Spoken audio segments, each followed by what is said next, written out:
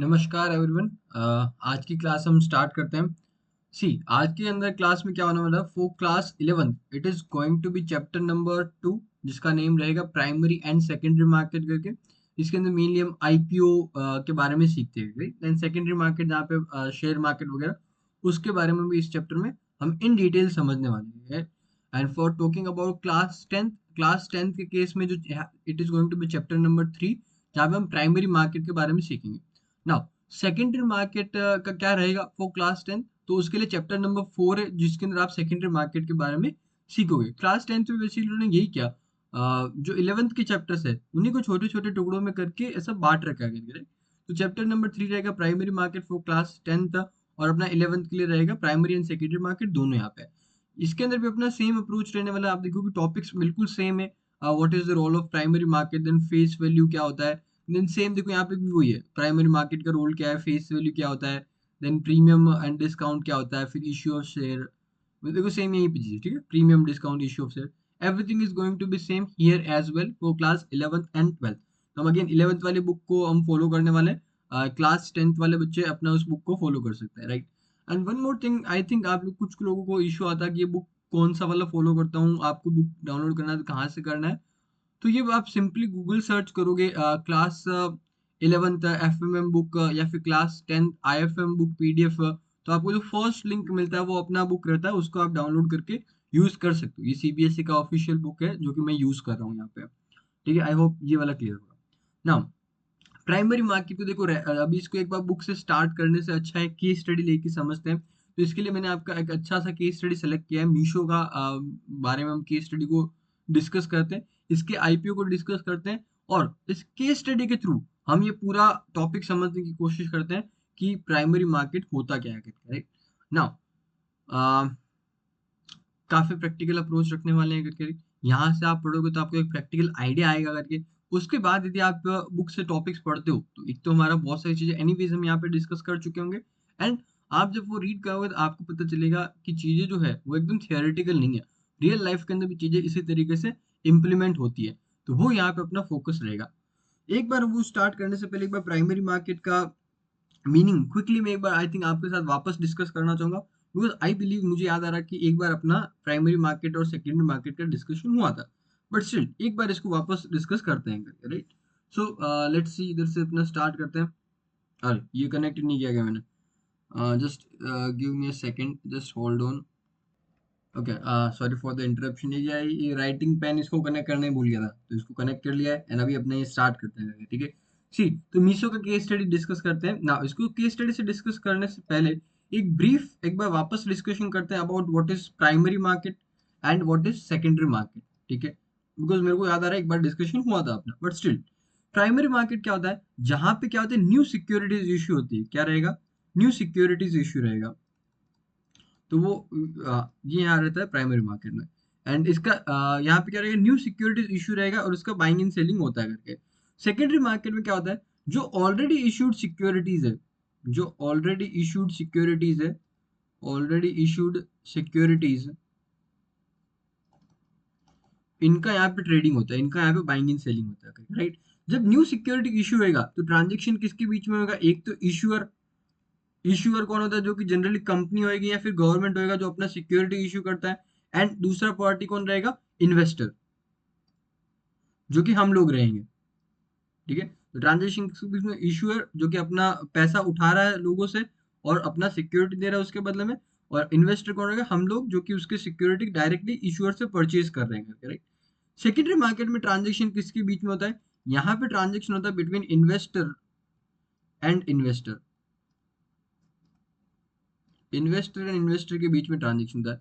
इसका क्या मतलब होता है? लेट्स टेक एन एग्जांपल कि आईपीओ आया किसी कंपनी का, और लेट्स से मीशो का आईपीओ आया, राइट। तो यहाँ पे इशूअर कौन हो जाएगा? मीशो।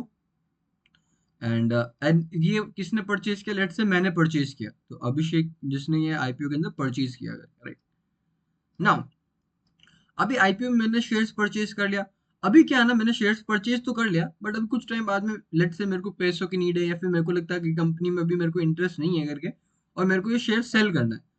तो अभी ये जो शेयर्स रहेंगे, ये क्या रहेंगे? ऑलरेडी इशूड शेयर, कंपनी ने एक बार इशू कर दिए। अभी इनका बाइंग एंड सेलिंग कहाँ पे होएगा? सेकेंडरी मार्केट में। तो अभी मैं इन्वेस्टर कौन, मैं जिसको अपना शेयर सेल करना है, अभिषेक जिसको, जिसके पास शेयर्स है और उसको सेल करना है, और ये किसको सेल करे, किसी और पार्टी को पकड़ के लेके आऊंगा। लेट्स से उस पार्टी का नाम राम रख लेते हैं, ठीक है ना। तो अभी उस पार्टी का नाम हमने लिखा राम रखा करके, ठीक है। तो अभिषेक जो कि मैं कौन हूँ, इन्वेस्टर है, और एक दूसरा पार्टी कोई है जिसको लगता है कि मीशो कंपनी में उसको बहुत इंटरेस्ट है करके, उसके पास पैसे भी है करके, तो मैंने उसको सेल कर दिया अपने शेयर्स करके। तो ये जो ट्रांजेक्शन हुआ किसके बीच में, दो इन्वेस्टर्स के बीच में हुआ। क्या यहाँ पे इशूअर इन्वॉल्व है क्या, नहीं, इशूअर ने एक बार शेयर्स इशू कर दिए, उसका उसके बाद कोई लेना देना नहीं होता। अब वो क्या करें, इन्वेस्टर्स आपस में बाइंग एंड सेलिंग करो, ये उनका काम है, और ये कहाँ पे होता है, सेकेंडरी मार्केट में होता है। नाउ एक और चीज पे मैं आपका फोकस यहाँ पे दिलाना चाहता हूँ कि पहला यहाँ पे क्या वर्ड हमने यूज किया, सिक्योरिटीज। सिक्योरिटीज वर्ड यूज क्यों किया, बिकॉज यहाँ पे इसके अंदर शेयर्स भी आएगा, डिबेंचर्स भी आएगा, बॉन्ड्स भी आएगा, इवन जो हमने अदर टाइप्स ऑफ सिक्योरिटी जैसे कि treasury bills, commercial paper, certificate deposit, ये सब भी क्या रह जाएगा आपके यहाँ पे कवर होता है। इनको भी जब फर्स्ट टाइम इशूअर इशू करेगा तो वो क्या रहेगा, आईपीओ ही कहला जाएगा, वो भी प्राइमरी मार्केट का ही पार्ट रहेगा, राइट। नाउ अभी कब कब सिक्योरिटीज, कहाँ कहाँ पे सिक्योरिटीज है जो कि न्यू सिक्योरिटीज इशू होती है, ठीक है। जैसे आईपीओ तो आपको सबको पता है, उसके अलावा भी कुछ चीजें हैं, जैसे कि first is your private placement, private placement जिसको आप प्रेफरेंशियल अलॉटमेंट भी बोलते हो करके, अपनी बुक के अंदर ये वर्ड यूज किया हुआ है। फिर आईपीओ, आईपीओ के अंदर नई सिक्योरिटीज आती है। फिर आता है अपना एफपीओ, एफपीओ में भी नई सिक्योरिटीज आती है। Then there is right issue, ठीक है। वन बाय वन इन सबको मैं डिटेल में यहाँ पे डिस्कस करने वाला हूँ, तो अभी ये बस नाम याद रखो करके, कहाँ कहाँ पे न्यू सिक्योरिटीज इशू होती है, कब कब न्यू सिक्योरिटीज होती है, इशू होती है। तो इन केसेस के अंदर क्या होता है, न्यू सिक्योरिटीज इशू रहेगा, तो ये सब क्या रहेंगे, अपना प्राइमरी मार्केट का पार्ट रहने वाला है। वन बाय वन अभी इन सबको इन डिटेल डिस्कस करेंगे, बस अभी के लिए नाम याद रखो, राइट। तो अभी आई होप आपको प्राइमरी मार्केट और सेकेंडरी मार्केट का डिफरेंस क्लियर होगा। सिंपल लैंग्वेज में प्राइमरी मार्केट को हमेशा याद रखना कि जब भी न्यू सिक्योरिटी इशू होती है बाय इशूअर, जो कि कंपनी या फिर गवर्नमेंट रहेगी, तो वो तुम्हारा प्राइमरी मार्केट का पार्ट रहेगा। फिर जो ऑलरेडी इशूड सिक्योरिटीज है, उन्हीं का यदि बाइंग एंड सेलिंग आपको करना है, that will be done in secondary market. Done. तो अभी अपना ये अपना डिस्कशन यहाँ से स्टार्ट करते हैं about primary market using case study of Meesho. Now अभी डायरेक्टली मैं जंप करूं इन आईपीओ एंड ऑल दैट, उससे पहले थोड़ा बिल्डअप करते हैं, ये कंपनी है क्या उसके बारे में सीखते हैं करके, राइट।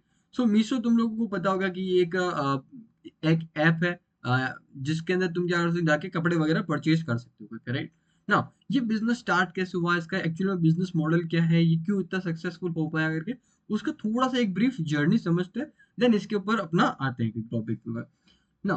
सबसे पहले ये जो मीशो कंपनी था, इट वाज फाउंडेड इन 2015 के अंदर स्टार्ट हुआ। किसने स्टार्ट किया, दो इसके को फाउंडर्स है, विदित अत्रे एंड संजीव बांडवाल। ये दो लोगों ने मिलकर क्या क्या अपना ये बिजनेस स्टार्ट किया। ये दो लोग वैसे आपको बता दो आईआईटी दिल्ली के बैचमेट्स थे, तो कॉलेज के अंदर ये मिले और उन्होंने डिसाइड किया कि हमको अपना बिजनेस स्टार्ट किया। तो आप लोग भी देख लेना, अच्छे फ्रेंड चुनना जिनके साथ हो सके आप भी आगे चल के कोई अच्छा सा बिजनेस स्टार्ट करो। तो इट्स इम्पोर्टेंट कि आप किसके साथ अपना फ्रेंडशिप रखते हो, कौन वो लोग है करके, सो बी केयरफुल ऑफ दैट। तो ये एक रहा, इन्होंने कैसे 2015 में अपना एक बिजनेस स्टार्ट किया दोनों ने मिलके ना। अभी इन्होंने बिजनेस मॉडल कैसा है, मार्केट प्लेस मॉडल है। मार्केट प्लेस मॉडल का मतलब क्या है, ये सिर्फ एक प्लेटफॉर्म प्रोवाइड करते हैं जिसके ऊपर बहुत सारे सेलर्स रहेंगे जो अपने कपड़े बेचेंगे, एंड बहुत सारे बायर्स रहेंगे, हम लोग जो कि कपड़े खरीद सकते हैं, राइट। ये बस एक प्लेटफॉर्म प्रोवाइड करता है जहां पे दोनों आके मिल सके। आज के टाइम पे कितने सारे बिजनेस है, मार्केट प्लेस, इसको मार्केट प्लेस मॉडल बोलते हैं, ठीक है, क्योंकि यहाँ पे सिर्फ एक प्लेस प्रोवाइड कर रहा है जहाँ पे लोग आके बाइंग एंड सेलिंग कर सकते हैं, right? आज के टाइम पे कितने सारे बिजनेसेस ये वाला मॉडल फॉलो करते हैं। एक सेकंड पोज लेके आप सोचो कौन कौन से बिजनेस है जो कि इस तरह का मॉडल फॉलो करते हैं ना। आई होप आपने दिमाग में कुछ ना कुछ आया होगा। सी इसके अंदर आप देखोगे Amazon हुआ, फ्लिपकार्ट हुआ, ये वाला ये मॉडल फॉलो करते हैं, राइट। इसके अलावा भी देखो जैसे अपना जोमेटो हुआ, अपना ये क्या बोलते हैं इसको, स्विगी हुआ, ब्लिंकिट हुआ, और जेप्टो हुआ, ये सब भी क्या करते हैं, मार्केट प्लेस मॉडल को ही फॉलो करते हैं। जहाँ पे अभी जैसे जोमेटो से आप फूड ऑर्डर करते हो, तो जोमेटो खुद से फूड थोड़ी सेल करता है। जोमेटो तो बस एक प्लेटफॉर्म प्रोवाइड करता है, फूड तो आप किसी रेस्टोरेंट से ऑर्डर करोगे, तो रेस्टोरेंट वहाँ पे क्या हो गया, अलग अलग सेलर्स हो गए, फिर आप लोग बायर्स हो गए। Zomato is just a platform. Same is the case with ये जो ब्लिंकिट है, जेप्टो है, आप किसी इंसान से कुछ गुड्स परचेज करते हो, ब्लिंकिट जेमेटो, ब्लिंकिट जेप्टो, ये सब एक क्या, सिर्फ प्लेटफॉर्म है जिसके थ्रू आप परचेज कर पा रहे हो। तो इन सबको हम क्या बोलेंगे, मार्केट प्लेस मॉडल बोलेंगे ना। इसमें इसका कंपटीशन देखोगे तो कौन रहेगा, अपना आजियो हुआ, मिंत्रा हुआ, ये इसके कंपटीशन हो गए, थोड़ा बहुत फ्लिपकार्ट एंड अमेजोन भी, क्योंकि वो अदर कैटेगरी में भी है, उनका कपड़ों के अंदर भी है, राइट। तो ये इनके क्या हो गए कॉम्पिटिटर्स हो। बट उनका तुम थोड़ा फोकस देखोगे that is like more on like tier one cities मतलब मुंबई, बैंगलोर, दिल्ली, कोलकाता, इन सिटीज के ऊपर उनका ज्यादा फोकस है। तो मीशो ने क्या किया ना, टीयर 2 एंड टीयर 3 सिटीज के ऊपर ज्यादा फोकस किया, मतलब थोड़ी छोटी सिटीज के ऊपर फोकस किया, जैसे जयपुर, पुणे, नागपुर, इन सिटीज पर फोकस किया, साथ में जो और भी छोटी सिटीज जैसे जोधपुर, अपना बूंदी, कोटा, ऐसी सिटीज के ऊपर इन्होंने फोकस किया और वहां पे इन्होंने बिजनेस बिल्ड करने की कोशिश किया। मीशो का तुम देखो आज हर एक गांव के अंदर भी इनका डिलीवरी होता है करके अपना सामान वहां पे पहुंचा देते हैं, राइट ना। अभी मीशो का रेवेन्यू मॉडल समझते हैं कि मीशो पैसे कैसे कमाता है। तो मीशो मेनली 3 तरीके से पैसे कमाता है। पहला तो हो गया कमीशन फ्रॉम सेलर, जो भी यहाँ पे सेलर्स रहेंगे उनसे ये क्या करता है, कमीशन चार्ज करता है, जितना उनका सेल हुआ उसके अंदर को थोड़ा बहुत कमीशन चार्ज करते हैं। बाकी सब ये जेप्टो हुआ या फिर आपका जोमेटो वगैरह, ये सब भी इसी तरीके से पैसे कमाते हैं। जो वहाँ पे सेलर्स होते हैं उनसे ये कमीशन लेते हैं, 10, 15, 20% कितना भी कमीशन हो सकता है। फिर आता है प्लेटफॉर्म सर्विसेज, इसके भी ये इससे भी पैसे कमाते हैं। प्लेटफॉर्म सर्विसेज क्या होता है, जैसे कि अपने प्लेटफॉर्म के ऊपर एडवर्टीजमेंट चला रहे हैं, तो जो एडवर्टाइज चला रहा है करके उससे पैसे लेंगे करके, राइट।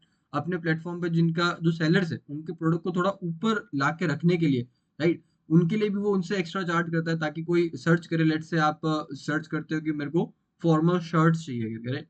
तो अभी किसका प्रोडक्ट सबसे ऊपर आएगा, तो यदि किसी सेलर ने पैसे दिए कि हमारा प्रोडक्ट सबसे ऊपर रखो, तो उसका प्रोडक्ट सबसे ऊपर रखा जाएगा। तो इस तरीके से भी ये लोग अर्न करते हैं। देन लॉजिस्टिक कमीशन, ये क्या होता है, कि आपको जो घर तक डिलीवरी आती है करके, राइट, उसके अंदर भी ये क्या कहते हैं, किसी कंपनी को हायर करते हैं कि वो आपके घर तक डिलीवरी कराती है करके, और उससे जो उसका थोड़ा बहुत इनकम होता है उसमें से भी ये लोग कमीशन चार्ज करते हैं। तो इस तरीके से ये रेवेन्यू कमाते हैं ना। अभी आपको आई थिंक इसका बिजनेस का थोड़ा आइडिया रहा होगा। अभी आते हैं अपने मेन कोर टॉपिक के ऊपर आते हैं करके, राइट। सी, जब भी बिजनेस स्टार्ट होता है और उसको बिजनेस को ग्रो करना होता है, आपको ऑल ओवर इंडिया लेवल पे बिजनेस करना होता है, तो आपको क्या चाहिए होता है, पैसों की रिक्वायरमेंट होती है, राइट ना। पैसे चाहिए तो आप कहाँ से ले सकते हो, दो तरीके होते हैं। पहला पहला तो सबसे सिंपल तरीका, आप लोन ले लो बैंक वगैरह से। बट बिजनेस के स्टार्टिंग में जो है ये स्टार्टअप वगैरह लोन लेने में is not a good idea, loan नहीं लेते जनरली। उसका रीजन क्या है, यदि आपने लोन लिया करके तो आपको हर साल उसका इंटरेस्ट चुकाना पड़ेगा, एंड फिर जब भी लोन का टाइम खत्म होगा, लेट से 5 ईयर है, तो 5 साल बाद में आपको लोन भी अमाउंट चुकाना पड़ेगा, राइट। बट इसमें प्रॉब्लम क्या है, ज्यादातर स्टार्टअप जो है वो स्टार्टिंग से ही प्रॉफिट नहीं कमाते, ज्यादातर स्टार्टअप उल्टा लॉस के अंदर चलते हैं स्टार्टिंग के अंदर, राइट। तो उनके लिए पॉसिबल नहीं है कि वो इंटरेस्ट हर साल चुका पाए करके, और इनके लिए ये चीज पॉसिबल नहीं है। तो ये लोन वाला ऑप्शन तो नहीं चूज करते हैं। तो दूसरा ऑप्शन क्या रहता है इनके पास में, इनके पास दूसरा ऑप्शन रहता है कि अपना जो इनका बिजनेस है उसके अंदर एक छोटा सा ओनरशिप सेल करो और उसके बदले में पैसे उठाओ। क्या है ऑप्शन दूसरा वाला, अपना जो बिजनेस का है छोटा सा हिस्सा सेल करो और उसके बदले में पैसे उठाओ। ये इनके पास बहुत अच्छा ऑप्शन है और कंपनी इसी को यूज कर देगी, राइट ना। तुमको अपने बिजनेस का ओनरशिप सेल करना है तो कैसे करोगे, अपनी कंपनी के इक्विटी शेयर्स इश्यू करके, राइट। तो अपने ओनरशिप कैसे सेल करो, इक्विटी शेयर्स को थ्रू ओनरशिप सेल कर दो। और जो भी पर्सन तुम्हारे कंपनी के इक्विटी शेयर्स परचेज करता है, तुम्हारी कंपनी के शेयर्स परचेज करता है, वो तुम्हारे बिजनेस का क्या हो जाता है, एक छोटे से हिस्से का ओनर बन जाता है, ठीक है। और इसके अंदर एक चीज सुनो, अभी जैसे कंपनी स्टार्ट ही हुई है अभी अभी करके, ठीक है, तो ऐसा तो नहीं है कि स्टार्ट होते ही सीधा आईपीओ लेके आ जाएगी, राइट। सीधा आईपीओ तो नहीं लेके आगे ना। पहले कंपनी क्या करेगी, जो कुछ ऐसे लोग जिनके पास पैसे है करके और वो बिजनेसेस के अंदर इन्वेस्ट करते हैं, उनके पास जाएगी पर्सनली और उनको अपना बिजनेस मॉडल एक्सप्लेन करेगी, और वहां पे अपना ओनरशिप बेच के पैसे उठाती है। इसको हम प्रोसेस को क्या बोलते हैं, प्राइवेट प्लेसमेंट।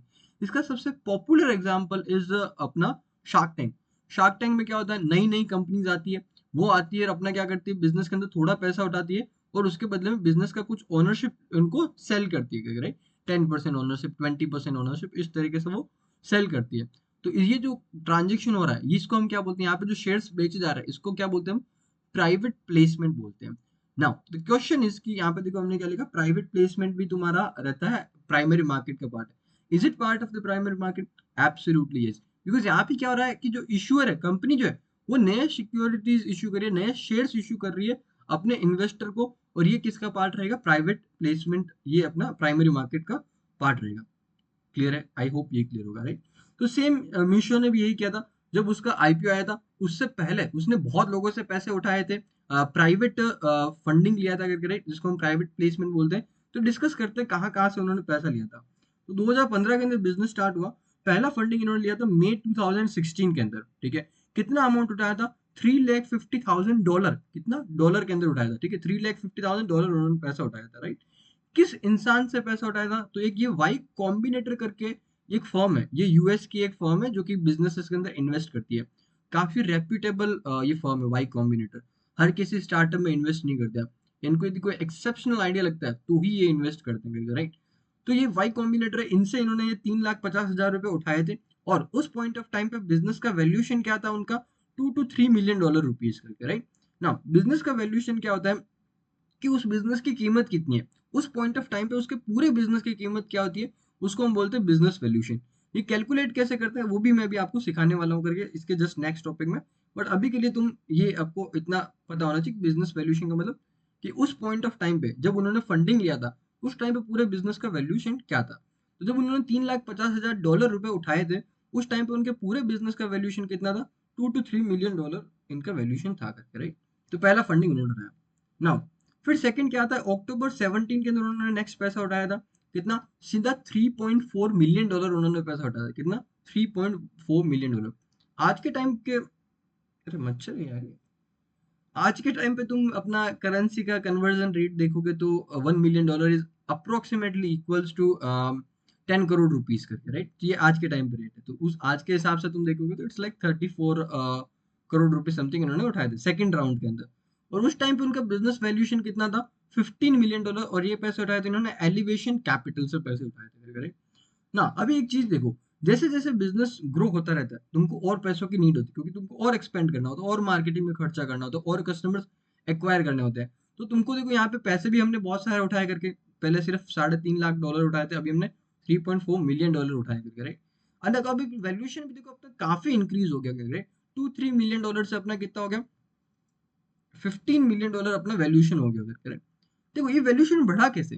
तो देखो जैसे जैसे बिजनेस तुम्हारा ग्रो करेगा, राइट, तुम्हारा बिजनेस का वैल्यू भी तो बढ़ेगा ना। तुम्हारे जैसे बिजनेस का सेल्स बढ़ेगा, तुम्हारे बिजनेस का प्रॉफिट बढ़ेगा, तुम्हारे बिजनेस का ओवरऑल जो वैल्यू है, ओवरऑल बिजनेस का कीमत है, वो भी तो बढ़ेगा। बस यही चीज यहाँ पे हुआ अगर करें।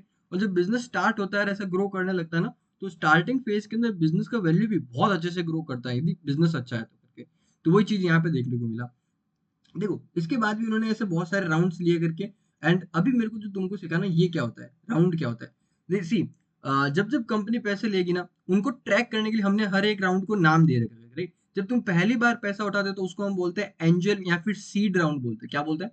एंजल या फिर सीड राउंड बोलते हैं। क्यों एंजल राउंड क्यों बोलते हैं? बिकॉज अभी आपका बिजनेस स्टार्ट हुआ, कोई ज्यादा ना सेल्स हुआ ना प्रॉफिट हुआ, यहाँ पे आपको पैसों की बहुत ज्यादा नीड होती है करके। तो जो भी पर्सन आपके बिजनेस में इन्वेस्ट करता है, वो आपकी बिजनेस में एज अ एंजल की तरह काम करता है, एज अ भगवान के दूत की तरह काम करता है, राइट?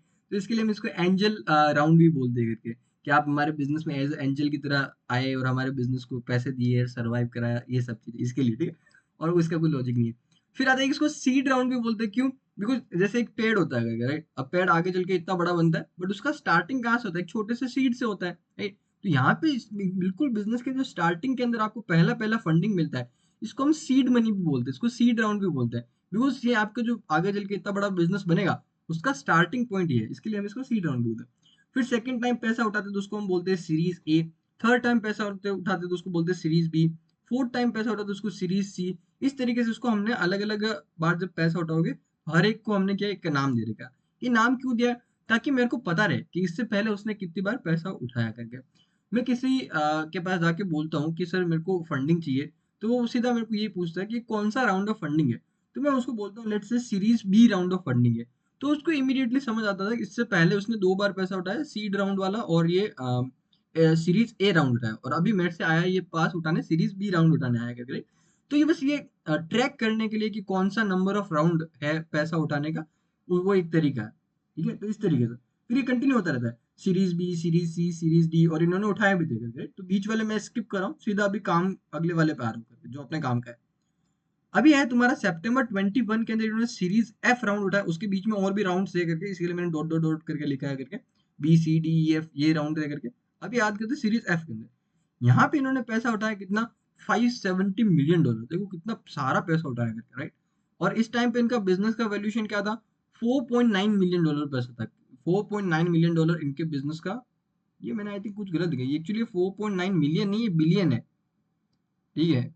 यहाँ पे भी बिलियन है। ये $4.9 बिलियन इस टाइम पे बिजनेस का वैल्यूएशन था करके, ठीक है? और ये इन्होंने पैसा उठाया कहाँ से?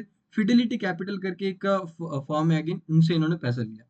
नाउ लास्ट वाला अपना ये इनका कौन सा राउंड था, जनवरी 25 में इन्होंने प्री आईपीओ राउंड लेके आया। प्री आईपीओ राउंड क्या होता है, जो आईपीओ होता है उसके जस्ट पहले जो उन्होंने फंडिंग लिया होता है उसको हम बोलते हैं प्री आईपीओ राउंड। इस राउंड का सबसे स्पेशल फीचर क्या होता है कि यहाँ पे हम पैसा तो कम उठाते हैं, बट हमारा मेन फोकस होता है हाई वैल्यूएशन अचीव करना, ये हमारा मेन फोकस होता है, राइट। पैसा कम क्यों उठाते हैं, बिकॉज पैसा तो अभी आईपीओ लेके आ ही रहे हैं ना, तो उसके अंदर बहुत सारा पैसा मिल जाएगा अपने को करके। यहाँ पे अपना वैल्यूएशन पे हाई फोकस क्यों रहता है, बिकॉज जब हम आईपीओ लेके आएंगे करके तो वहां पे अभी अपना वैल्यूएशन बढ़ाएंगे करके, तो अभी आईपीओ और उसका जो इमीडिएटली पिछला राउंड है उसके अंदर वैल्यूएशन का बहुत ज्यादा जंप नहीं दिखना चाहिए। इसके लिए हम क्या करते हैं, ऐसा एक प्री आईपीओ राउंड लेके आते हैं जिसमें थोड़ा बहुत पैसा उठाते हैं और एक हाई वैल्यूएशन पे पैसा उठाते हैं, ताकि जब आईपीओ लेके आएंगे तो उसका वैल्यूएशन इस राउंड के साथ कंपेयर करेंगे, ताकि ठीक है ना, ताकि वो ऐसा नहीं लगे कि बहुत ज्यादा तुम वैल्यूएशन मांग रहे हो वगैरह वगैरह। स्ट्रेटेजिक पॉइंट है और कुछ नहीं।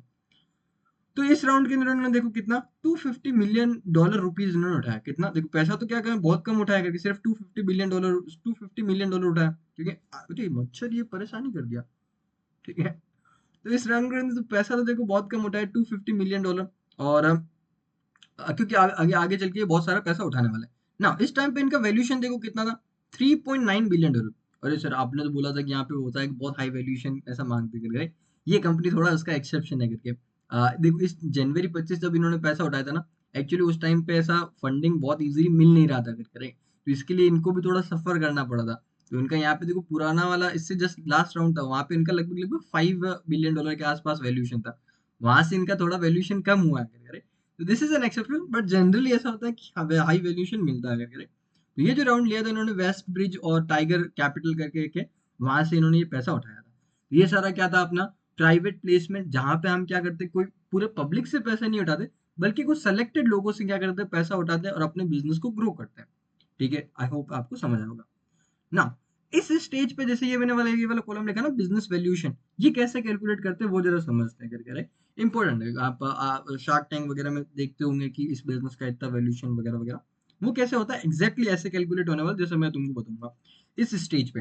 देखो कंपनी जब तक का शेयर मार्केट में लिस्ट नहीं होती ना, उससे पहले उसका बिजनेस का वैल्यूएशन इस तरीके से करते हैं जो मैं आपको बताने वाला हूँ। एक बार कंपनी लिस्ट हो गया तुम्हारा शेयर मार्केट पे, उसके बाद में उसका वैल्यूएशन करने का अलग तरीका थोड़ा अलग होता है, जो हम डिस्कस करेंगे इसी चैप्टर के अंदर, और वो हम बाद में डिस्कस करेंगे, राइट।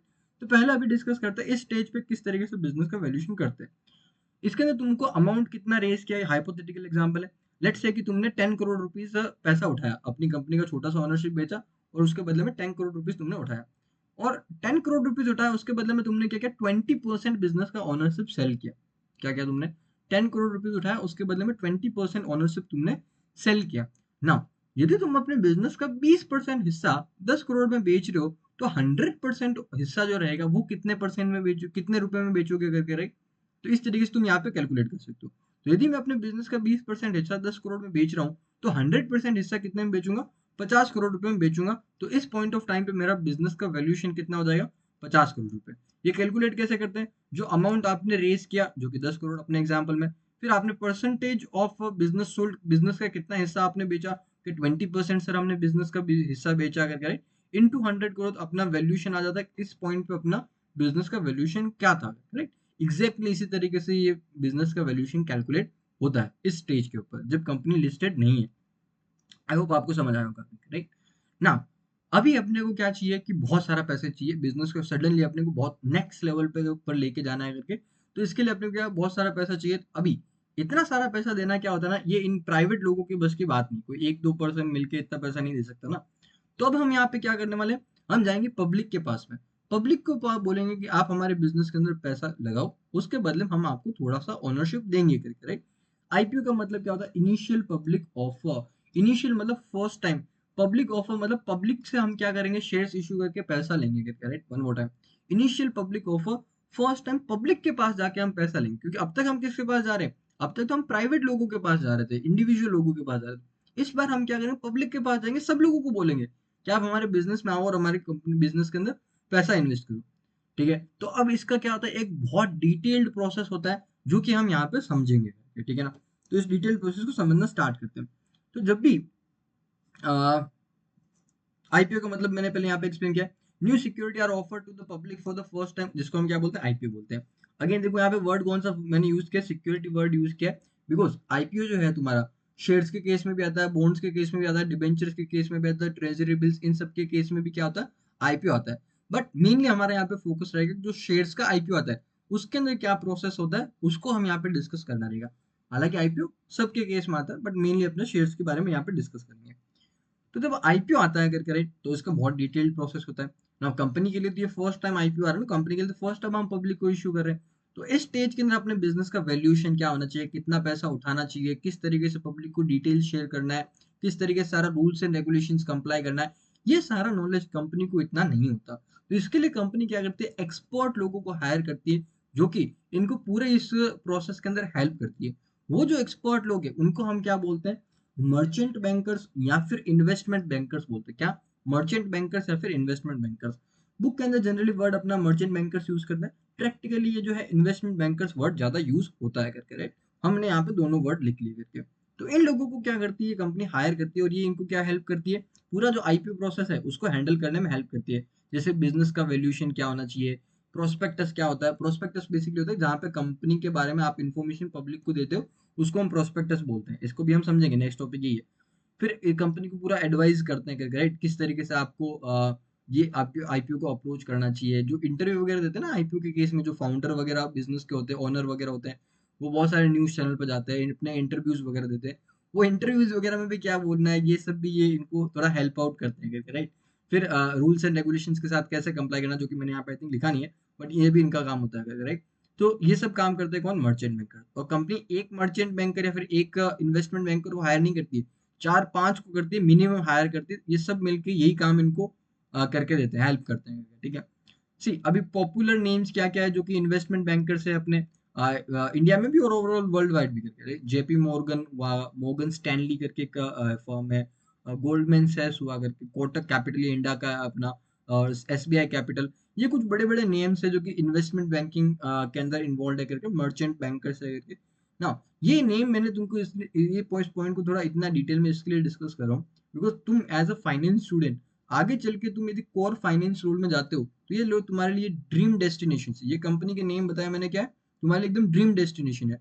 यहाँ पे जो चार्टर्ड अकाउंटेंट होते हैं, जो सीएफए वगैरह होते हैं, एमबीए वगैरह, ये जाने के लिए यहाँ पे मरते हैं कि हमको यहाँ पे जाना है करके राइट। बिकॉज ये तुमको एक तो सैलरी बहुत ज्यादा अच्छा देते हैं, यहाँ पे स्टार्टिंग पैकेज ही करीब 20 लाख के आसपास होता है। प्लस यहाँ पे जो काम मिलता है तुमको वो भी बहुत अच्छा काम होता है, तुमको बहुत सारा ट्रेवल करने को मिलता है, बहुत सारी चीजें सीखने को मिलता है। तो it's really really good job profile for you right. इसके लिए थोड़ा ये ध्यान रखना, क्योंकि हो सकता है आगे चल के तुम भी यहाँ पे जाओ करके। डन। तो ये इनको मर्चेंट बैंकर को हायर हमने कर लिया करके, अब जो कि अपने को पूरे प्रोसेस में हेल्प करेंगे। फिर बात करते हैं किसका, प्रोस्पेक्टस का। सी ना, अभी देखो क्या तुम पब्लिक से बोल रहे हो कि यार हमारे बिजनेस में तुम पैसा इन्वेस्ट करो और उसके बाद हम तुमको ओनरशिप देंगे करके राइट। तो पब्लिक तुमको क्या ब्लाइंडली पैसा दे देगी क्या, तुम बोल रहे हो इसलिए तुमको पब्लिक पैसा दे देगी क्या, ऐसा तो नहीं होता ना। तुम अपने उनको बताओ, अपने बिजनेस के बारे में बताओ, अब तक तुमने क्या क्या किया है करके, कहाँ कहाँ से पैसे उठाए, तुम्हारे फ्यूचर में क्या प्लान्स है, हम तुम जो पब्लिक से पैसे उठाओगे उसका क्या यूज करने वाले हो करके राइट। फिर अपने अब तक का जो सेल्स है, अब तक का जो प्रॉफिट है, अब तक बिजनेस की डिटेल्स है, ये सारी वो अपने आपके बिजनेस में क्या रिस्क है, क्या अपने के बिजनेस में स्ट्रेंथ है, ये सब चीजें आप क्या करना पड़ता है, लोगों को बताना पड़ता है। तो जिस डॉक्यूमेंट के अंदर आप लोगों को ये चीजें बताते हो उसको हम बोलते हैं क्या, प्रोस्पेक्टस। उसको हम क्या बोलते हैं, प्रोस्पेक्टस बोलते हैं राइट। अब देखो प्रोस्पेक्टस के अंदर दो तीन तरह के प्रोस्पेक्टस होते हैं। जो मेन प्रोस्पेक्टस होता है that is DRHP prospectus, DRHP है ये, okay, DRHP prospectus. Draft red herring prospectus, draft red herring prospectus, ये मेन प्रोस्पेक्टस होता है राइट, जिसको मैं अभी दिखाने भी वाला हूँ, जिसके अंदर सारी कंपनीज की डिटेल रहती है। देखो दिखाई देता हूँ ना, दिखाने वाला हूँ क्या। हम्म, हाँ ये देखो, ये है मीशो का प्रोस्पेक्टस। देखो यहाँ पे नेम इसका लिखा हुआ है डीआरएचपी है।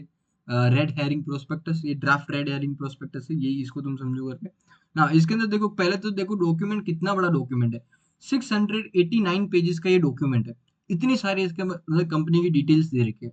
ठीक, एक बार क्विकली थोड़ा ज्यादा डिस्कस इसको नहीं करूंगा। इसके अंदर देखो यहाँ पे लिखा है कि जो इशू साइज है वो क्या है, मतलब कितना पैसा ले रहे हैं, ठीक है। फिर यहाँ पे और भी इंफॉर्मेशन, कौन कौन लोग हैं जो अपना शेयर सेल कर रहे हैं करके राइट। फिर यहाँ पे देखो बिजनेस के अंदर जनरल रिस्क क्या है, बिजनेस की रिस्क कुछ बता रहा है करके। फिर हाँ, ये हो गए बिजनेस के तुम्हारे जो इन्वेस्टमेंट बैंकर्स है कौन कौन है उनके नेम, जैसे मैंने बोला Kotak Mahindra capital, JP Morgan, Morgan Stanley, axis capital, city group. ये कुछ इन्वेस्टमेंट बैंकर्स थे जिन्होंने इनके आईपीओ के अंदर हेल्प किए। जैसे मैंने बोला एक नहीं होते, चार पांच होते हैं। ये सब लोग मिलके इनको क्या करते हैं, हेल्प करते हैं, राइट। यहाँ पे तुम्हारा वर्ड यूज किया है, ये लीड मैनेजर्स करके, ये इन्वेस्टमेंट बैंकर्स ही है। ठीक है, देखो ये लिखा ना, कोटक इन्वेस्टमेंट बैंकिंग, ये सब इन्वेस्टमेंट बैंकिंग का काम है, राइट। फिर देखो यहाँ पे एक बार तुमको बस इंडेक्स वाला बता देता हूँ यहाँ पे मैं। फिर हाँ देखो, ये इंडेक्स दे रखा है कि यहाँ पे क्या क्या चीजें इस डॉक्यूमेंट में इंक्लूडेड है, राइट।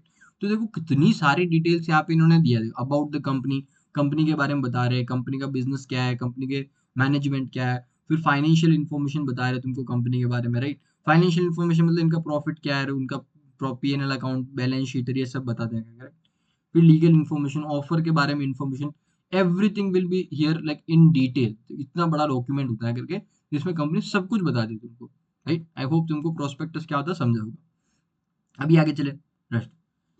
फिर अभी बात आती है एक्चुअल आईपीओ की, बात आती है अभी एक्चुअल आईपीओ पे आती है। तो आईपीओ जो जनरली होता है वो 3 डेज के लिए ओपन होता है। 3 डेज का हम उन लोगों को टाइम देते हैं कि 3 दिन का टाइम है, जिसको जितना पैसा इन्वेस्ट करना है वो कर सकते हैं करके। इसको हम बोलते हैं आईपीओ पीरियड। जनरली कितना होता है, 3 डेज का रहता है। मीशो के केस में ये था 3 दिसंबर 5 दिसंबर। तो तुम्हारा तो कौन कौन सा हो गया, 3, 4 एंड 5 दिसंबर। ये तीन हो गए तुम्हारे days. Just give me second. Okay, अभी आई थिंक कैमरा वापस काम करने लग गया होगा, बीच में थोड़ा नेटवर्क चला गया था इसका। ठीक। तो ये तुमको समझ में आया क्या था आईपीओ पीरियड। 3 डेज का टाइम होता है जनरली, कि आप 3 दिन के अंदर जिसको भी हमारे कंपनी के शेयर्स परचेज करने आके हमको ऑफर दे सकते हैं, आप यहाँ पे परचेज कर सकते हो। तो ये इनका टाइम पीरियड था ना। अभी इन्होंने कितना पैसा कितना अमाउंट इस प्रोस आईपीओ के अंदर रेज किया था, देखो 5,421 करोड़ रुपए इन्होंने टोटल पैसा अमाउंट रेज किया था। कितना, 5,421 करोड़ रुपए इन्होंने टोटल पब्लिक से पैसा उठाया था, राइट। और इस टाइम पे, इस पॉइंट ऑफ टाइम पे इनका बिजनेस का वैल्यूएशन कितना था, $6 बिलियन करके, राइट। अभी तुम देख लो लास्ट जो राउंड था 3.9, उसके अंदर देखो बिजनेस वैल्यूएशन था अभी कितना, सीधा $6 बिलियन करके, राइट। तो तुम देख रहे हो मोर देन 50% का जंप इन्होंने लिया इन टर्म्स ऑफ इनका business valuation, that too in just time period of 1 year करके। एंड तुम अमाउंट भी देखो कितना, यहाँ पे सिर्फ $250 मिलियन इन्होंने उठाया था। एंड यहाँ पे इन्होंने देखो 5,421 करोड़ रुपए पैसा उठाया करे, जो कि इससे बहुत ज्यादा अमाउंट है करके इन्होंने अच्छा खासा पैसा यहाँ पे उठाया करके। अभी जो इन्होंने टोटल पैसा उठाया है, अरे बार बार डिस्कनेक्ट क्यों हो रहा है, वापस कनेक्ट हो गया क्या, जस्ट लेट मी चेक। हाँ वापस कनेक्ट हो गया, राइट। पता नहीं क्या इशू आ रहा है। Now let's see. क्योंकि जो इन्होंने टोटल पैसा उठाया 5,421 करोड़ रुपए का, इसके भी दो हिस्से थे। पहला अमाउंट था जो कि 4,250 रुपए का था, दूसरा अमाउंट था 1,171 करोड़, राइट ना। ये जो 4,250 करोड़ रुपए था ना, पहले ये वाला हिस्सा समझते हैं, राइट, जिसको हम बोलते हैं ऑफर फॉर सेल, जिसका वैल्यू था 1,171 करोड़ रुपए का, राइट। ये क्या होता है ये जरा समझो। अभी देखो आईपीओ के स्टेज में हम क्या करें, बहुत सारा पैसा उठा रहे हैं और अपने नए शेयर्स इशू करें, राइट। बट इससे पहले भी, आईपीओ से पहले भी हमने बहुत सारे लोगों को क्या किया था, शेयर्स इशू किए थे। अभी मान लो जिन लोगों को आईपीओ से पहले हमने शेयर्स इशू किए थे करके, उन लोगों को यदि अपने शेयर्स भी बेचने हो तो, उन लोगों को भी अपने शेयर्स बेचने हो तो हमने यहाँ पे उनको एक स्कीम दे रखा है, ऑफर दे रखा है। क्या बोला कि हम देखो आईपीओ के अंदर इतने सारे हम अपने नए शेयर्स तो इशू कर रहे हैं, आपको चाहिए जो कि हमारे एग्जिस्टिंग इन्वेस्टर्स है, आप लोगों को चाहिए तो आप भी हमारे साथ साथ में अपने शेयर्स बेच सकते हो करके। तो इसको जो एग्जिस्टिंग इन्वेस्टर जो अपने शेयर्स बेचते हैं, उसको हम क्या बोलते हैं, ऑफर फॉर सेल। जो एग्जिस्टिंग इन्वेस्टर्स अपने शेयर्स बेचते हैं उसको हम बोलते हैं ऑफर फॉर सेल। ये पैसा किसके पास जाता है, जो एग्जिस्टिंग इन्वेस्टर्स है, जो एग्जिस्टिंग इन्वेस्टर्स है उनके पास में ये पैसा जाता है, ठीक है। और ये जो होता है 4,250 करोड़, ये क्या है, फ्रेश इशू है, मतलब न्यू सिक्योरिटीज है, राइट। ये पैसा किसके पास जाएगा, कंपनी के पास जाएगा। ये पैसा जाता है अपना किसके पास, ये पैसा अपना कंपनी के पास जाएगा, करेक्ट। एक बार मैं आपको ये प्रोस्पेक्टस में बताना चाहूंगा कि इसका डिटेल बताऊंगा, राइट। Give me second. देखो यहाँ पे दो तुमको हिस्से दे रखे हैं। पहला तो क्या है कि टोटल फ्रेश इश्यू कितना है करके, एंड देन दे रखा है तुमको कि अपना ऑफर फॉर सेल कितना। फ्रेश इश्यू कितना है, 42,500 मिलियन दे रखा है, राइट। इसको तुम कन्वर्ट करते हो तो 4,250 करोड़ रुपए होता है करके, राइट। जो कि मैंने यहाँ पे अमाउंट लिया 4,250 करोड़ रुपए। And then remaining amount offer for sale यहाँ पे कितना है करके, ये जो भी अमाउंट दे रखा है, राइट, इसको तुम कन्वर्ट करोगे तो बेसिकली 1,171 करोड़ रुपीज आता है करके। तो इतना अमाउंट ये क्या कर रहे हैं, ऑफर फॉर सेल है, बाकी अमाउंट क्या तुम्हारा फ्रेश इशू है, राइट। अभी ऑफर फॉर सेल में कौन कौन लोग हैं जो कि अपना क्या कर रहे हैं, शेयर सेल कर रहे हैं। ये कुछ एग्जिस्टिंग इन्वेस्टर है जो लोग अपना शेयर सेल कर रहे हैं, जैसे कि एलिवेशन कैपिटल। देखो यहाँ पे हमने इनको शेयर्स इशू किए थे ना, ये देखो एलिवेशन कैपिटल, इनको हमने शेयर्स इशू किए थे। वो अभी क्या कर रहा है, आईपीओ के अंदर अपने शेयर्स को यहाँ पे सेल कर रहा है, करेक्ट। ये भी एक एंटिटी थी, जिसको हमने शेयर्स इशू किए थे बीच के अंदर, जो कि मैंने बताया नहीं तुमको यहाँ पे। विदित दत्त राय, संजीव कुमार करके, ये कौन है, ये कंपनी के फाउंडर्स लोग हैं। ये भी यहाँ पे क्या कर रहे हैं, अपने शेयर्स वगैरह को सेल करे। और भी कुछ यहाँ पे लोग दे रखे हैं, जैसे वाई कॉम्बिनेटर वगैरह। ये भी अपने क्या है, ये ऑफर फॉर सेल वाले हिस्से के अंदर आएंगे। ये एग्जिस्टिंग इन्वेस्टर्स है जो कि आईपीओ के अंदर अपने शेयर्स को सेल कर रहे हैं। ये जो पैसा जाएगा, ये किसके पास जाएगा, ये इन इन्वेस्टर के पास में जाएगा। एंड जो फ्रेश इश्यू वाला अमाउंट है, ये 4250 करोड़ वाला, ये जाता है कंपनी के अंदर। और कंपनी उसका क्या करती है, अपने बिजनेस के अंदर उसको यूज करती है, अपने बिजनेस को एक्सपैंड करती है, मार्केटिंग में पैसा लगाती है, रिसर्च एंड डेवलपमेंट में पैसा लगाती है। ये सब काम ये कंपनी यहाँ पे करती है। एब्सोल्युटली, आई थिंक आपको यहाँ पे क्लियर होगा, राइट ना। अभी यहाँ पे जो पर शेयर, हर एक जो शेयर का प्राइस रहता ना, यहाँ पे एक्चुअली फिक्स शेयर प्राइस नहीं रहता। यहाँ पे क्या रहता है, एक शेयर प्राइस का आपको एक रेंज दिया जाता है, कि जो शेयर का पर शेयर जो प्राइस रहेगा, वो 105 से 111 रुपए के बीच में कुछ भी हो सकता है। क्या, 105 से 111 रुपए के बीच में कुछ भी हो सकता है। ये रेंज देने का रीजन क्या है, ये जरा समझना। लेट्स से कि कंपनी ने क्या किया, 111 रुपए का ऐसा रेंज तुमको दे दिया गया, राइट। ठीक है। देखो रेंज देने का मतलब क्या था, इसको इस बुक बिल्डिंग के साथ में समझो करके। बुक हमने रेंज दिया कि इसके बीच में कुछ भी तुम्हारा प्राइस हो सकता है। और यहाँ पे जो इन्वेस्टर लोग होंगे, वो क्या करेंगे, अपना शेयर्स के लिए हमको यहाँ पे बोलेंगे कि हमको शेयर्स खरीदना है। साथ में वो आपको ये भी बताएंगे कि उनको कितने शेयर्स खरीदना है और किस प्राइस के ऊपर शेयर खरीदना है। जो प्राइस वो खरीद सकते हैं, वो इनके बीच में होना चाहिए। तुमको समझा। जब आईपीओ का हमने वो 3 डेज का टाइम अलाउ किया ना, तो जिन जिन लोगों को शेयर्स खरीदना है, वो हमारे पास आएंगे और बोलेंगे कि भैया हमको लेट से 100 शेयर्स खरीदना है एट अ प्राइस ऑफ 108 रुपए पे। ठीक है। और कोई आएगा हमको बोलेगा हमको 500 शेयर्स खरीदना है एट द प्राइस ऑफ 106 रुपए पे, राइट। इस तरीके से सब लोग अपना क्या लगाते हैं, बिडिंग करते हैं, बोली लगाते हैं बेसिकली, मेरे को इतने शेयर्स खरीदने हैं, इस प्राइस के ऊपर खरीदना है। सब लोग ऐसा करते हैं, राइट। ये जो प्रोसेस होता है कि हर एक लोग आएगा करके, एंड वो अपना बताएगा कि उनको कितना शेयर्स खरीदना है, किस प्राइस पे खरीदना है करके। इस प्रोसेस को हम बोलते हैं क्या, बुक बिल्डिंग प्रोसेस बोलते हैं। इस प्रोसेस को क्या बोलते हैं, बुक बिल्डिंग प्रोसेस बोलते हैं, राइट। जहाँ पे बेसिकली लोग अपना बिडिंग करते हैं, बोली लगाते हैं, राइट। उनको किसको कितना शेयर खरीदना है, किस प्राइस पे खरीदना है, राइट। एंड किस प्राइस पे खरीदना हो, इस रेंज के बीच में होना चाहिए। ठीक है। कोई आके ऐसा नहीं बोल सकता कि मेरे को 200 शेयर खरीदना है एट 102 रुपए पे। 102 रुपए पे खरीदोगे कैसे, मिनिमम तुम्हारा 105 रुपए। कोई आके ऐसा भी नहीं बोल सकता कि मेरे को 200 शेयर खरीदना है 115 रुपए, ये भी पॉसिबल नहीं है। तुमको इस रेंज के अंदर रह के क्या लगाना, तो बोली लगाना होता है, बिडिंग करना होता है। तो ये जो प्रोसेस होता है, जहाँ पे लोग आते हैं, बोलते हैं कि इनको इतना शेयर खरीदना है इस प्राइस पे, इसको हम बोलते हैं बुक बिल्डिंग प्रोसेस बोलते हैं, राइट। ये क्या होता है, एक प्रोसेस होता है। क्यों प्रोसेस करते हैं हम यहाँ पे, ताकि जो हमारा फाइनल इश्यू प्राइस रह सके, इसको डिसाइड कर सके। इससे फाइनल इश्यू प्राइस कैसे डिसाइड होता है, ये जरा समझो। लेट्स से कि ज्यादातर लोगों ने बोला, क्या बोला ज्यादातर लोगों ने, कि हमको जो है शेयर्स खरीदने एट अ प्राइस ऑफ 109। ज्यादातर लोगों ने क्या बोला कि हमको शेयर प्राइस जो है हमको खरीदना है कितने प्राइस पे, 109 के ऊपर खरीदना है, राइट। तो जो फाइनल प्राइस रहेगा वो भी क्या रहेगा, 109 रहेगा। तो यहाँ पे जो बेसिकली क्या होता है, बुक बिल्डिंग एक प्रोसेस होता है, जहाँ पे हम जितने भी लोग हैं उनके ऑर्डर्स को कलेक्ट करते हैं, किस प्राइस पे उनको खरीदना है उसको कलेक्ट करते हैं। और उसके बेसिस पे, डिमांड एंड सप्लाई के बेसिस पे, हम फाइनल प्राइस डिसाइड करते हैं, जो कि हमारा इश्यू प्राइस रहेगा, ठीक है। तो ये अपने एग्जाम्पल के लिए लिया हमने 109 करके, राइट। एक्चुअल में मीशो के केस में क्या था, लोगों ने वहां पे बहुत ज्यादा डिमांड की। लोगों ने कहा सर आप तो जो मर्जी प्राइस रखो, हमको तो मीशो के शेयर चाहिए, इतना अच्छा बिजनेस है, हम इसको छोड़ने वाले नहीं है, राइट। तो ज्यादातर लोगों ने जहां पे इन लोगों ने बिडिंग किया था, वो एकदम हाईएस्ट प्राइस पे किया था, 111 रुपए पे। कितने पे किया था, हाईएस्ट प्राइस पे 111 रुपए के। और अभी तुमको आगे चल के बताऊंगा अभी कि जब इनका फाइनल प्राइस डिसाइड हुआ तो वो भी 111 रुपए हुआ था। अल्टीमेटली जो उन्होंने शेयर प्राइस इशू किया था ना, वो भी 111 रुपए पे इन्होंने इशू किया, क्योंकि ज्यादातर यदि अच्छी कंपनीज है तो उनके अंदर जो फाइनल प्राइस होता है, जो इश्यू प्राइस होता है, वो अपर लिमिट वाला होता है ना, यही होता है, 111 रुपए होता है। जो लोअर लिमिट है इसको हम क्या बोलते हैं, लोअर लिमिट बोल दो। और जो तुम्हारा अपर वाला है उसको अपर लिमिट बोल सकते हो। इसके लिए एक और नेम भी यूज करते हैं, lower band and upper band भी इसको बोल सकते हैं, ठीक है ना। तो एक प्राइस का रेंज दिया जाता है, उसके बेसिस पे हम क्या करते हैं, बुक बिल्डिंग का प्रोसेस रन करते हैं, जिससे के अंदर डिमांड एंड सप्लाई के बेसिस पे हम एक फाइनल प्राइस डिसाइड करते हैं। मीशो के केस में जो कि क्या था, 111 रुपए था, क्योंकि लोगों ने बहुत ज्यादा डिमांड की कि हमको तो शेयर चाहिए ही चाहिए, प्राइस जो मर्जी रख लो, तो वहां पे हमने हाईएस्ट प्राइस लिया 111 रुपए।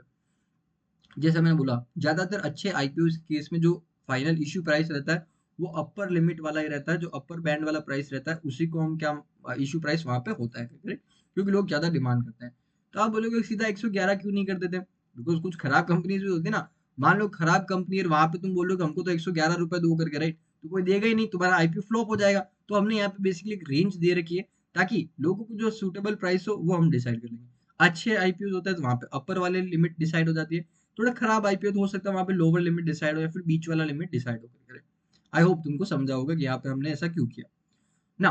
तो अभी ये तुमको समझा ना। अभी फिर यहाँ पे क्या होता है, मिनिमम तुमको एक लॉट साइज होता है। लॉट साइज क्या होता है करके, राइट, जनरली जब तुम शेयर्स खरीदने जाते हो, आईपीओ के अंदर अप्लाई करते हो ना, तो तुमको एक लॉट मिनिमम खरीदना होता है। क्या खरीदना होता है? एक लॉट मिनिमम खरीदना होता है।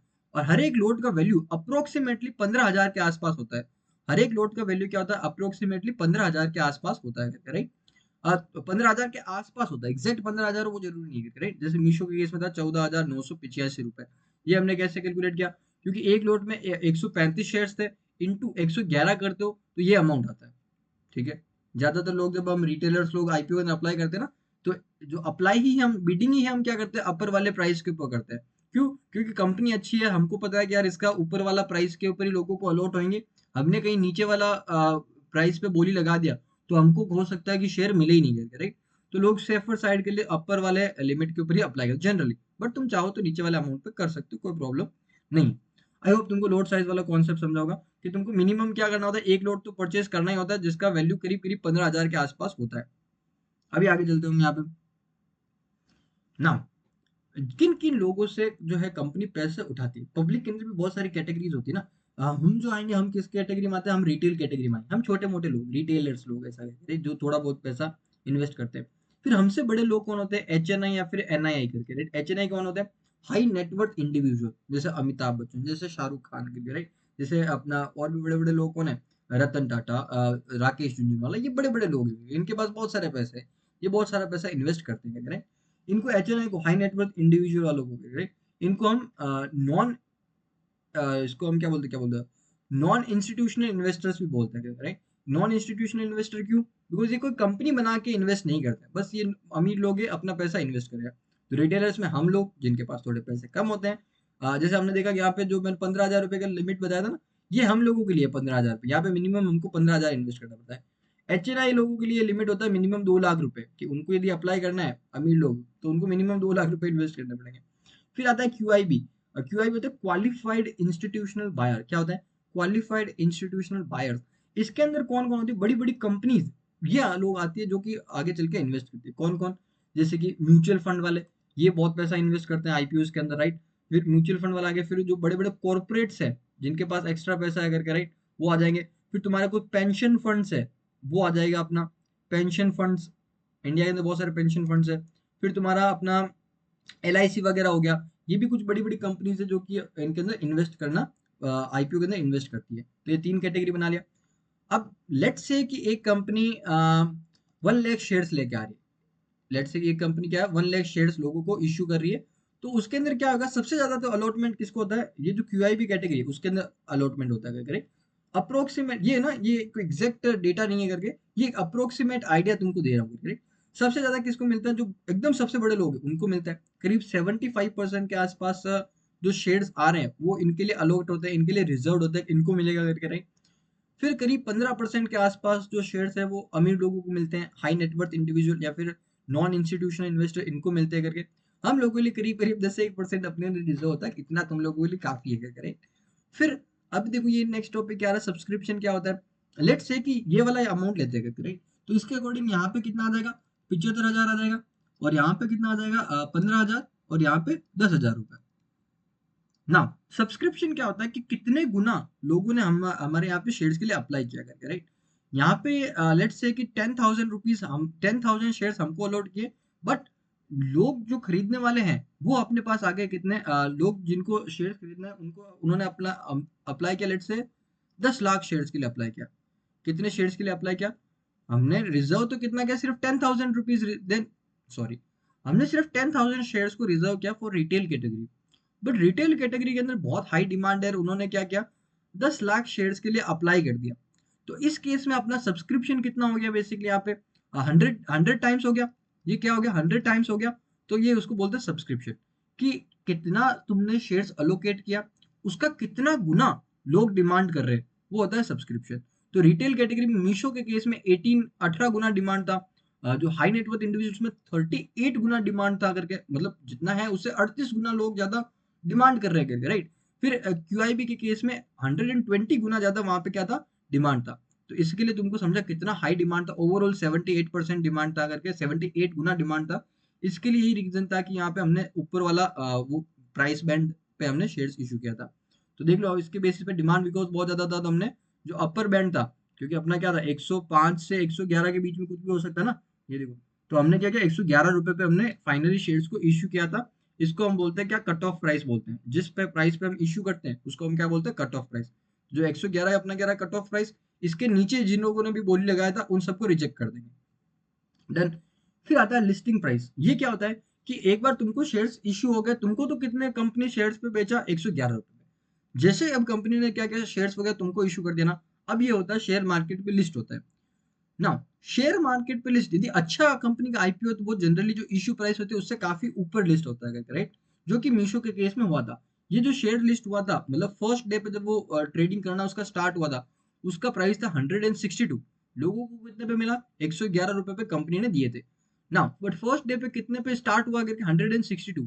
तो पहले ही दिन लोगों को क्या हुआ यहाँ पे, ये एक्चुअल में आई थिंक 60 नहीं है, 46% का गेन है, राइट।